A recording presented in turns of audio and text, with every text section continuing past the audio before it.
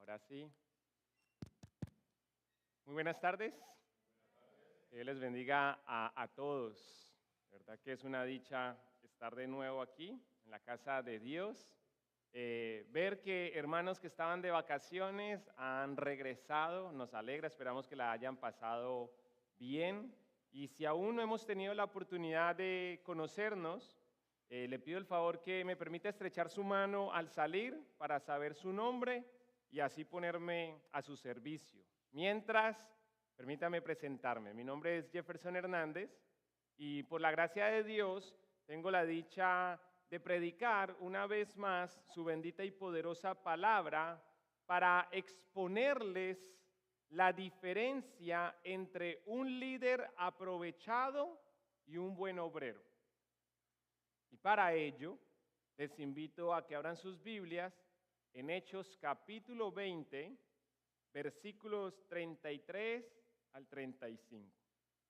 Entre tanto, voy a aprovechar para adelantarles que dicho pasaje contiene la última parte del discurso que Pablo impartió en Mileto frente a varios pastores con quienes se reunió para hablarles, y aquí podemos hacer un repaso, sobre las cualidades que distinguen a un siervo. Y los que tienen su libretica de notas, ¿recuerdan cuáles son las cualidades que distinguen a un siervo fiel?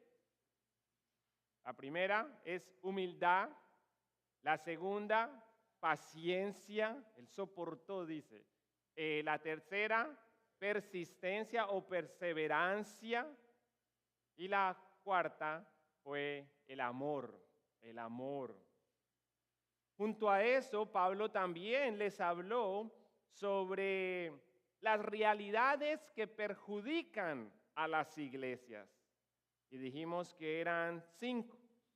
Entre estas podemos pensar en cuando el pastor descuida de sí mismo, descuida de los suyos, descuida de su vida espiritual, de su vida familiar, de su vida personal. Cuando el pastor descuida el pueblo de Dios, esto también es un problema. El otro es cuando descuida la predicación de la palabra, si no me acuerdo en qué orden yo los puse, cuando desnutre el rebaño, o sea, cuando descuida la predicación de la palabra de Dios, que es nuestro alimento. Y la cuarta, cuando no valora a las ovejas, cuando devalúa, cuando olvida que cada uno de ustedes que ya se han arrepentido de sus pecados, que han confiado en el Señor, son salvos, son hijos de Dios porque han sido comprados por Dios a un alto precio. Y seguido a eso, Pablo también nos dice que entre esas realidades que perjudican a las iglesias está el surgimiento o la llegada de falsos maestros que distorsionarán la verdad a propósito con tal de juntar seguidores. Como vimos, la idea de esto es aprovecharse de ellos. Con eso en mente y puestos de pie por reverencia a la palabra que voy a leer, oigan lo que Pablo declara. Hechos capítulo 20, versículo 33 al 35. Yo nunca he codiciado la plata, ni el oro, ni la ropa de nadie. Ustedes saben que mis 2 manos han trabajado para satisfacer mis propias necesidades e incluso las necesidades de los que estuvieron conmigo. Y he sido un ejemplo constante de cómo pueden ayudar con trabajo y esfuerzo a los que están en necesidad. Deben recordar las palabras del Señor Jesús. Hay más bendición en dar que en recibir. Padre, Señor, gracias por estas palabras que hoy leemos y que estamos a punto de estudiar. Mientras las expongo, Señor, Te ruego que uses a tu siervo, que obres en cada uno de nosotros para que así tu iglesia sea transformada, sea edificada, Señor, y que por esos cambios que tú produces en cada uno de nosotros, en la medida que somos guiados por tu palabra, empoderados por tu Espíritu, Señor, tú seas glorificado. Ese es nuestro anhelo, Señor. Tú seas glorificado en todo. Esto te lo pedimos en el nombre de Jesús y tu pueblo dice, amén, amén. Por favor, tomen asiento. Como pueden observar, Pablo concluyó su discurso declarando que, contrario a lo que hace un líder aprovechado, él nunca codició la plata, ni el oro, ni la ropa de nadie. Pues como él mismo admite en Filipenses capítulo 4, versículos 12 al 13, Pablo sabía vivir con casi nada o con todo lo necesario, ya que había aprendido el secreto de vivir en cualquier situación, sea con el estómago lleno o vacío, con mucho o con poco. En otras palabras, Pablo, como buen obrero y contrario a los aprovechados, jamás deseó con ansia lo de otros. Eso es codicia, desear con ansia lo de otro. De hecho, esa es la razón por la que en una de sus cartas Pablo le dice a los creyentes de Tesalónica, en 1 Tesalonicenses 2:5, como bien saben, ni una sola vez tratamos de ganarlos adulándolos. Y Dios es nuestro testigo de que nunca aparentamos ser amigos de ustedes con el fin de sacarles dinero. Por lo que podemos afirmar, sin miedo a equivocarnos, que Pablo no era envidioso ni tampoco avaro. Pues como ustedes saben, la mayoría, por no decir todas, las personas que se disgustan al saber que otros tienen algo, tienden a obsesionarse con tener lo mismo o tener más. Y hay algo grave y curioso, pues aún logrando lo que anhela, dicha persona queda tan insatisfecha que cae en avaricia, porque en vez de alegrarse por lo que otros tienen y contentarse con lo que ya tiene, comienza a retener y acumular más de lo que necesita. De modo que cierra su mano a quienes tienen menos. Y de paso también cierra su corazón a quienes tienen más. Por lo cual Pablo añade en el versículo 34 que a diferencia de quienes codician y engañan para lucrarse con lo ajeno, él, Pablo, trabajó con sus dos manos para cubrir sus gastos y las necesidades de su equipo, tal y como hizo en Tesalónica cuando él y Silas cubrieron sus propios gastos. En pocas palabras, ni Pablo ni los que viajaban con él eran perezosos o vividores.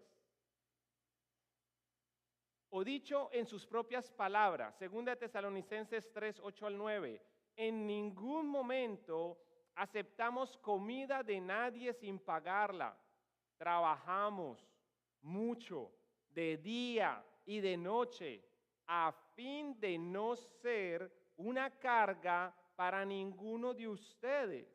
Por cierto, teníamos el derecho de pedirles que nos alimentaran, pero quisimos dejarles un ejemplo que seguir.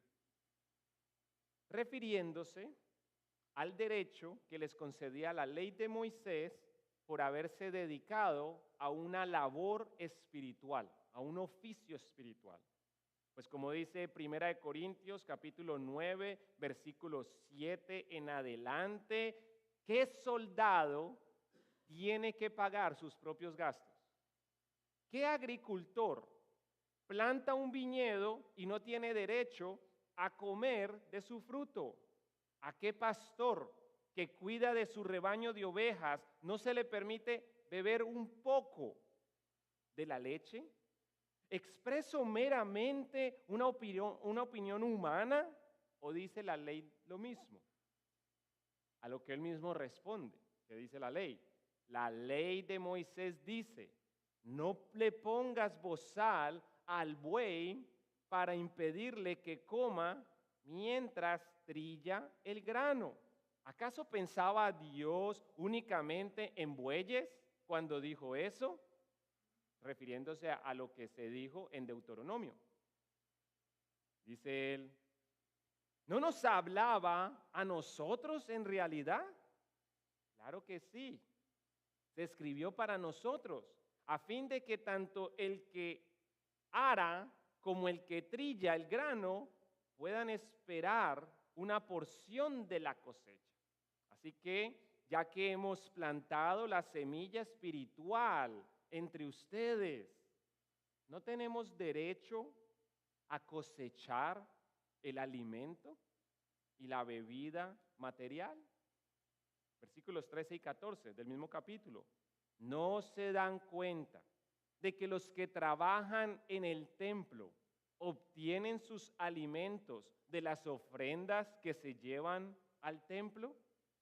Y los que sirven en el altar reciben una porción de lo que se ofrece como sacrificio.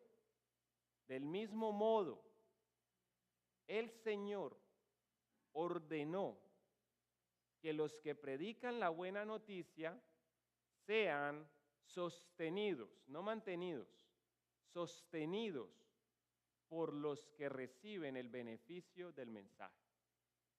En pocas palabras, según la ley de Moisés y según la orden que dio Jesucristo el Señor, no es adecuado ni correcto negarle el sustento a quienes velan por el bienestar de nuestras almas.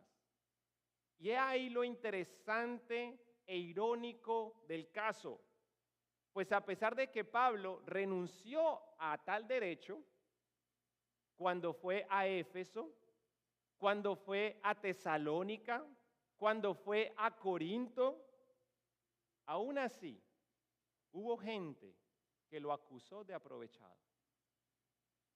Esto nos ayuda a entender por qué Pablo explicó a los creyentes de Corinto que iba a visitarlos una vez más y aclara que va a visitarlos sin esperar nada a cambio. O dicho en sus propias palabras, 2 Corintios, capítulo 2, versículo 14 al 16, ahora voy a visitarlos por tercera vez y no les seré una carga. No busco lo que tienen, los busco a ustedes mismos. Después de todo, los hijos no mantienen a los padres. Al contrario, son los padres quienes mantienen a sus hijos. Con gusto me desgastaré por ustedes y también gastaré todo lo que tengo, aunque parece que cuanto más los amo, menos me aman ustedes a mí. Y como resultado, aunque algunos de ustedes admiten que no les fui una carga, otros todavía piensan que fui muy astuto y que me aproveché de ustedes con engaños. Qué irónico, ¿cierto? Dicho esto, y sabiendo que Pablo nunca codició nada, él no se aprovechó de ninguno, ya que él trabajó con sus dos manos para satisfacer sus propias necesidades e incluso, dice él, las necesidades de los que estaban con él. Dicho eso, debo agregar que cubrir sus gastos y las necesidades de su equipo no era lo único que lo impulsó a trabajar en Éfeso y en otras ciudades. Pues de acuerdo al versículo 35 del pasaje que leímos al inicio, su objetivo, además de suplir para las necesidades propias y de sus compañeros de misiones, era dejarnos un ejemplo constante a seguir de cómo los creyentes pueden ayudar con trabajo y esfuerzo a los que están en necesidad. En otras palabras, Pablo, en vez de anhelar con ansias lo ajeno, eso es codicia, él apreciaba lo que tenía, eso se llama contentamiento, cuando yo estoy contento con lo que el Señor, porque reconozco que Dios es quien ha provisto. Él apreciaba lo que tenía y trabajaba duro para conseguir lo necesario. Además de eso, en lugar de querer más, esto es avaricia, en vez de disgustarse por lo que otros tenían, envidia, Pablo trabajaba para sostener a misioneros y para ayudar a los necesitados. Pues como ven, él entendía, enseñaba y recordaba que según las palabras del Señor Jesús hay más bendición en dar que en recibir. Similar a lo que el Señor Jesús enseñó en Lucas capítulo 6, versículo 38, cuando dijo, den y recibirán. Y hermanos, desde ya quiero aclarar, esto no es la prédica, la enseñanza del evangelio de la avaricia, porque yo ya creo que no deberíamos ni decir el evangelio de la prosperidad como si Dios se opusiera a que sus hijos prosperen, pero el problema de esas sectas en las que se le enseña a las personas, Dios tiene un plan maravilloso para ti y este plan consiste en que Él quiere que seas rico, en que quiere que Él seas feliz, en que quieras que seas saludable y con esta fantasía inmediatamente decirle a la persona, pero lo que se requiere de ti es fe y esa fe se evidencia haciendo un pacto con Dios. Qué raro, ¿no? Que en la Biblia nunca apareció un hombre haciendo un pacto con Dios. Dios era el que hacía el pacto con los hombres. Pero les dicen, pero hay que hacer un pacto con Dios, pacta con Dios hoy mismo. Y ese pacto, qué extraño, siempre es financiero. Y aquí está el dilema.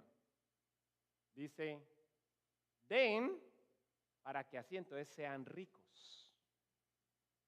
Wow, no, pues eso. La avaricia de la gente los mueve, los impulsa y así se lucran esos lobos. Bueno, la enseñanza de Jesús no es den para que sean ricos, aunque él aquí está diciendo den y recibirán, por eso hay que leer todo el pasaje, dice él. Pues lo que den a otros, no al lobo que te está engatusando con esas fantasías, que te está engañando. No, lo que des a otros. ¿Quiénes pueden ser parte de esos otros? Bueno, por una parte los necesitados. Por otro las iglesias. Por otro los ministerios. Los misioneros. Hay tantas vías en las que a las que nosotros podemos contribuir. Y el Señor Jesús dice, den, ya que es más bendición dar que recibir, den y recibirán. Lo que den a otros les será devuelto por completo, apretado, sacudido, para que haya lugar para más.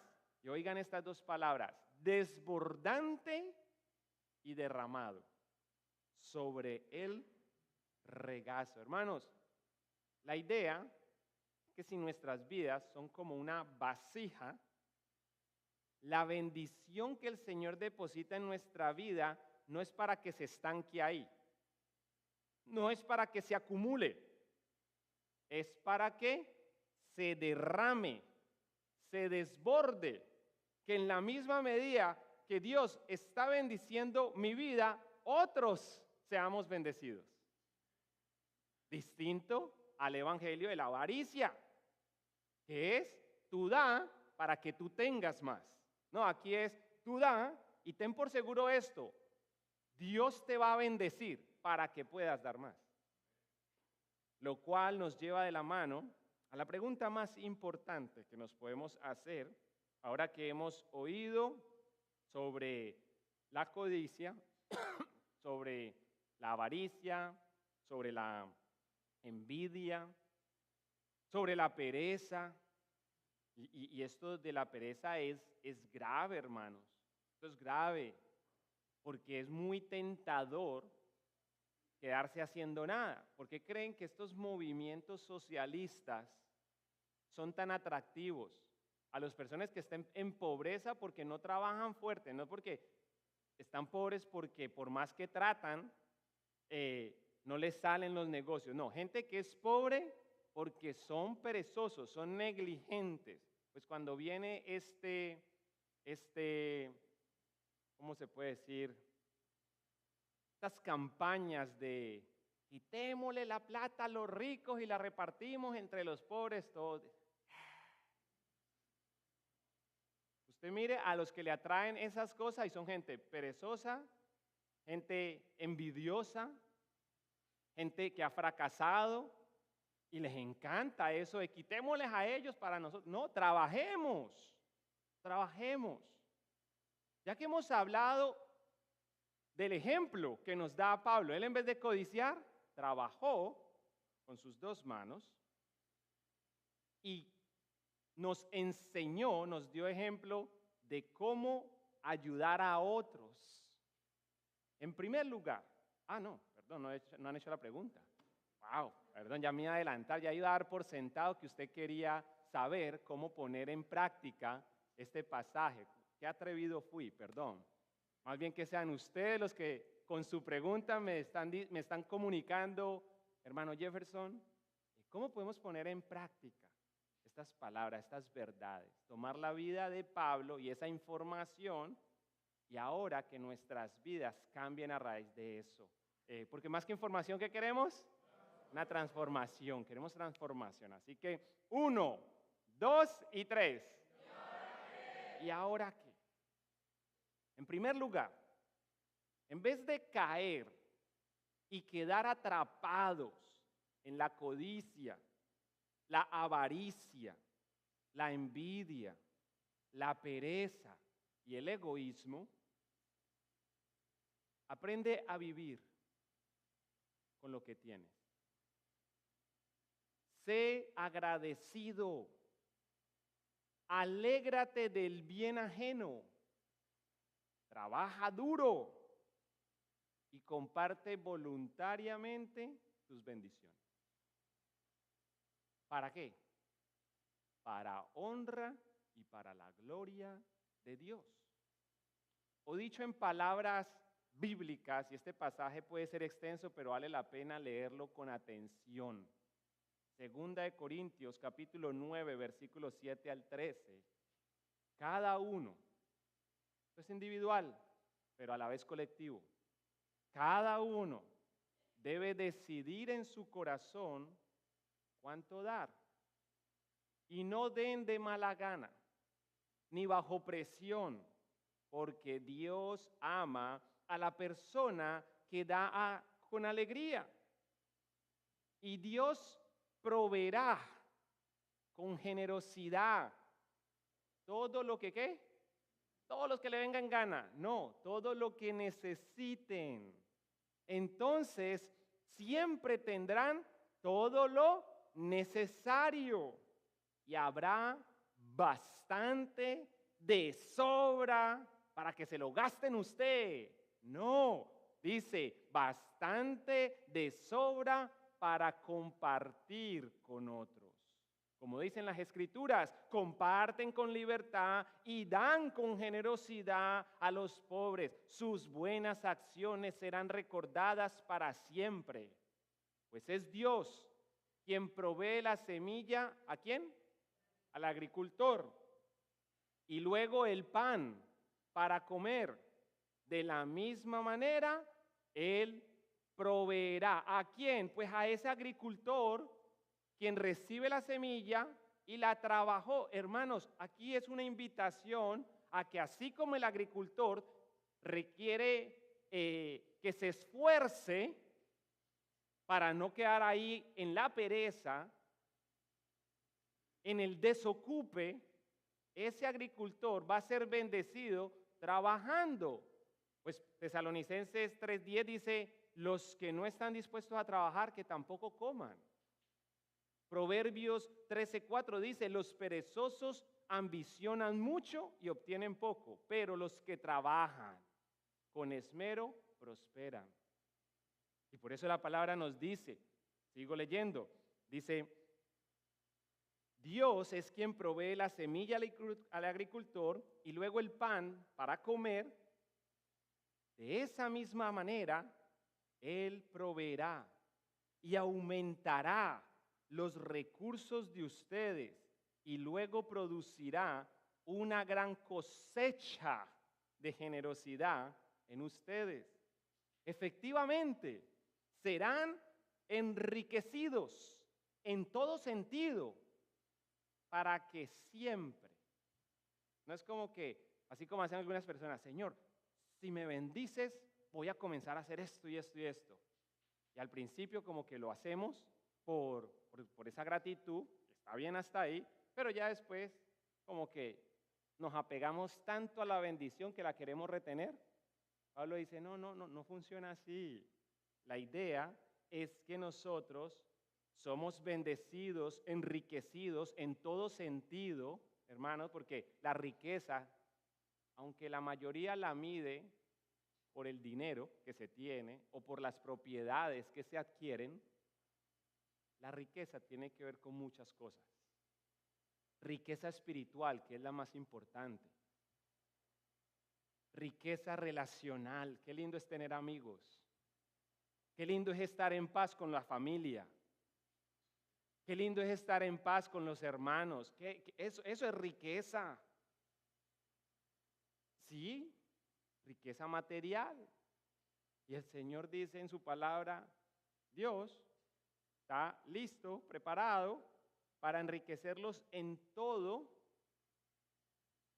para que puedan ser generosos. ¿Y qué va a ocurrir? Dice, y cuando llevemos sus ofrendas a los que las necesitan, ellos darán gracias a Dios. O sea, ellos honrarán a Dios. Recuerda que dije que nosotros trabajamos duro y compartimos voluntariamente las bendiciones para honra y gloria de Dios. Lo decía en base a esto. Ellos van a honrar a Dios. Van a dar gracias a Dios. Entonces, dos cosas buenas resultarán del ministerio de dar. Y noten que aquí yo solamente estoy leyendo la Escritura. Se satisfarán las necesidades de los creyentes, refiriéndose en aquel entonces a los creyentes de Jerusalén que estaban pasando por mucha necesidad, y ellos expresarán con alegría su agradecimiento a Dios. Como resultado del ministerio de ustedes, ellos, los mismos que dan gracias a Dios, ¿ahora qué hacen? Dan gloria a Dios. Pues la generosidad de ustedes, tanto hacia ellos como a todos los creyentes, demostrará que son obedientes a la buena noticia de Cristo. A los que creemos el Evangelio y queremos ser obedientes al Evangelio, no nos queda bien ser tacaños, ser egoístas, ávaros, codiciosos. No, mis hermanos. Vuelvo y repito, en vez de caer y quedar atrapados en la codicia, la avaricia, la envidia, la pereza y el egoísmo, aprendamos a vivir con lo que tenemos. Seamos agradecidos. Alegrémonos del bien ajeno. Trabajemos duro y compartamos voluntariamente esas bendiciones que Dios nos da para honra y gloria del que nos bendice. En segundo lugar, y con esto concluyo, me dirijo a varones en particular, a quienes aspiran ser pastores. Y ojalá que sean varios, que no solo sea uno. Y si es uno, pues también reconocemos que es Dios quien da pastores a su iglesia. A quienes aspiran ser pastores y a quienes ya pastorean. Quizás alguien nos está viendo ahorita a través de las redes sociales. Un consejo les doy.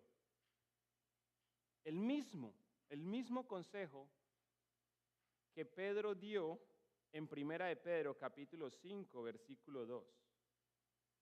Cuiden del rebaño que Dios les ha encomendado. Háganlo con gusto. Hermanos, esto se hace con gusto. No importa qué sacrificios hagamos, es con gusto. Y mi esposa, ella ahorita nos está viendo por acá y ella me puede desmentir si no es así. Y bueno, mis hijos están acá. ¿Saben que para el Domingo de Ramos viene la Selección Colombia a jugar a Maryland? Un estadio que le caben como 80,000 personas. Cuando miro el precio de los boletos, solo costaba $120. Digo solo porque en la Copa América valían 300 y pico. La Selección Colombia jugando contra Francia. Tú vas a tener a Lucho Díaz y a Mbappé. Y cuando miro la fecha, resulta que es domingo, a las 3 de la tarde. Yo espero que ninguno de mis hijos y mi esposa no haya percibido de mí una pizca de queja de mi parte. Porque esta labor se hace con gusto. Cuiden del rebaño que Dios les ha encomendado. Háganlo con gusto. No de mala gana ni por el beneficio personal que puedan obtener de ello, sino porque están deseosos de servir a Dios. Y hermanos, es lógico, porque Dios nos ha llamado a dar por gracia lo que hemos recibido por gracia. Y es aquí donde quiero hablarle a los amigos, a las amigas, porque quizás tú dices, ¿y qué es gracia? Bueno, gracia es recibir gratuitamente algo que yo no merezco. Recibir gratuitamente algo que yo no merezco. Similar, pero a la vez contrario, de lo que ocurre con la misericordia. La misericordia es no recibir el castigo que yo sí merezco. Eso es misericordia. Y gracia es sí recibir las bendiciones que yo no merezco. Con esos dos conceptos en mente, quiero decirte que por gracia y misericordia los cristianos somos salvos. Ninguno de los que estamos aquí merecíamos ni merecemos al día, aun cuando nuestra vida ha cambiado. Aún no merecemos salvación, por el contrario, merecemos muerte, merecemos infierno, tal como tú. Pero gracias sean dadas a Dios y alabado sea su nombre. Que Él, por amor, de tal manera amó Dios al mundo, que envió a su Hijo unigénito, para que todo aquel que en Él crea no se pierda, mas tenga vida eterna. Es en Cristo Jesús. en quien encontramos vida eterna, perdón de pecados. Es así como somos liberados de la condenación que merecemos a través de aquel que vivió una vida justa, impecable, jamás pecó. Murió injustamente en una cruz a fin de hacer justicia a favor de otros, o sea, en sustitución de pecadores, y resucitó de entre los muertos como muestra de que Él jamás pecó. Él es el Cordero sin mancha, suficiente para interceder por nosotros. Y es a través de su muerte y resurrección que ahora pecadores como nosotros pueden encontrar esperanza en Él. Vida eterna y perdón de pecados si te arrepientes de tus pecados y pones tu confianza en aquel que reina, el Señor y Salvador, Jesucristo. Sí, mi querido amigo, mi querida amiga, por favor, toma en cuenta que ahora lo que más te urge no es dejar la avaricia, arrepiéntete de tu avaricia. No es dejar de ser codicioso, arrepiéntete de ser codicioso. No es la pereza, no es el egoísmo. Es la raíz de donde está surgiendo todo esto. Es nuestro pecado. Así que arrepiéntete de tus pecados, confía en Jesús, que te espera tu buen Salvador. Que el Señor nos ayude.